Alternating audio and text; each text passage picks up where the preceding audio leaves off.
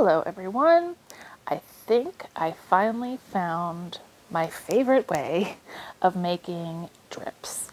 I have done drips with puffy paint, which are fine, but I feel like the drips that you get from epoxy are unmatched. However, working with regular setting epoxy takes forever. And I tried using the CCDIY fast setting epoxy to make drips, and that just kept flash curing on me. But this is actually a fast setting epoxy by a brand called Promise, and I just found them on Amazon. And I had used their regular setting epoxy in the past, but they, I don't know, either just started making the fast set or I just found it. And it's a much thinner viscosity fast setting epoxy than CCDIY. And I have found that it does not flash cure on me. So I have mixed up 60 mLs of the fast setting Promise brand epoxy. I mixed in the pearl mica powder that I showed you. I mixed in some of the white epoxy dye, and this is in real time. This is not sped up, so you can see the viscosity of it now, and it is quite thin.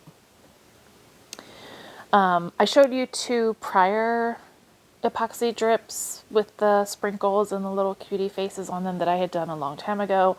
I messed up both of them. You may or may not have been able to tell the imperfections, but I could. So I wanted to remake them so that I could sell them at my upcoming vendor show.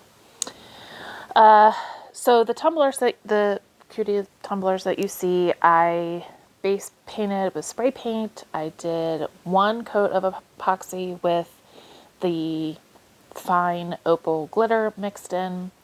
I laid down vinyl that I cut out with my Cricut, and then I put a coat of epoxy over that. It's important that you do that because in case you need to wipe up any drips that may go over the vinyl, you want to have a layer of epoxy between the vinyl and the drips so that you can clean it up just in case. So this is fast setting epoxy. As I'm holding the cup, I'm feeling it getting warmer and warmer, and I'm really trying to scrape the sides and keep stirring it every few minutes until it starts to really thicken up. And so at this point you can tell it's probably been about 15 minutes or so since I first mixed it, and it's ready to go. If I were using a regular setting epoxy, I would have probably had to wait between 45 minutes and an hour, which is really annoying. And I have found in the past that it continues to drip a lot longer than I would want it to. So I figured with this fast setting epoxy, it would not continue to drip. It would continue setting up much faster once it was on the cup. And that's in fact what happened. And so I'm really, really happy with the way these turned out. So it gets very, very messy. So I have parchment paper down on my countertop. It is frigidly cold outside here in Maryland at the time. And so normally I don't do a lot of epoxy work in my kitchen, but I am. I do have my respirator on, so, and fan running and all that good stuff. So anyway, taking my popsicle stick, and you see, you have to keep twisting the popsicle stick as you're spreading the epoxy on the cup because it will drip off, but it's nothing you can't clean up. So at this point I have sped things up. I do make mistakes, so I take, I forget if I used a paper towel or a coffee filter with isopropyl alcohol and just clean up any parts that I don't like. With all the mixing and everything, bubbles do form. So I have my torch and I give the bubbles a torch. I will show you a close-up of popping the bubbles shortly. Doing 2 of these at a time I knew was a risk, but I like to try and be efficient when I can. Keeping the cup upside down will prevent the drips from going too far down. I didn't really want them to go as far down as the other ones that I had shown you that I did before. I think here's where I show you a close-up pretty soon. Let's see. I know I go off camera. Here we go. So I go back in, I do a second layer, knowing that it won't look like a second layer in the end. I really like kind of the thick look of the drips. And these cups, they actually come with 2 different kinds of lids. So the intention is not for people to drink out of them, although they could. This is food safe epoxy resin. But the intention is to use the little sippy lid that comes with it or the lid with the straw.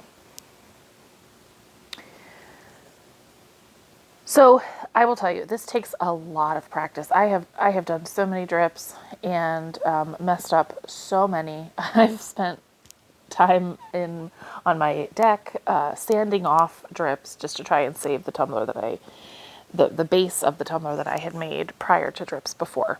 But I'm really excited about finding this technique, or rather this particular brand of resin, because I feel like I was able to achieve the drips so much better.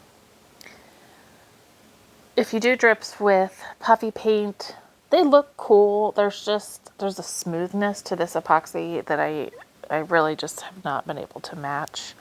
I also, just before I forget to say it, you want these to dry vertically like they are right now. Some people will say, oh, I put mine on the turner so that they wouldn't drip any further. The thing is, if you put them on the turner, the drips lose their 3D effect. They go flat. And I really, really like the 3D look. So anyway, these are clay sprinkles that I found on Amazon. Some of them are like oddly shaped. They look more like macaroni than sprinkles. So those I either cut and make shorter or I just discard them. But being a mostly type A person, I have to tell myself, please don't overthink this, Brianna. Like, just pick up a sprinkle and put it on the thing. Like, don't overthink the color, don't overthink the placement. But trust me, I'm thinking, oh, this one needs to be perpendicular to this one, or this one, I don't know. I tend to overthink things. So I'm really trying not to overthink. There's another oddly shaped red sprinkle.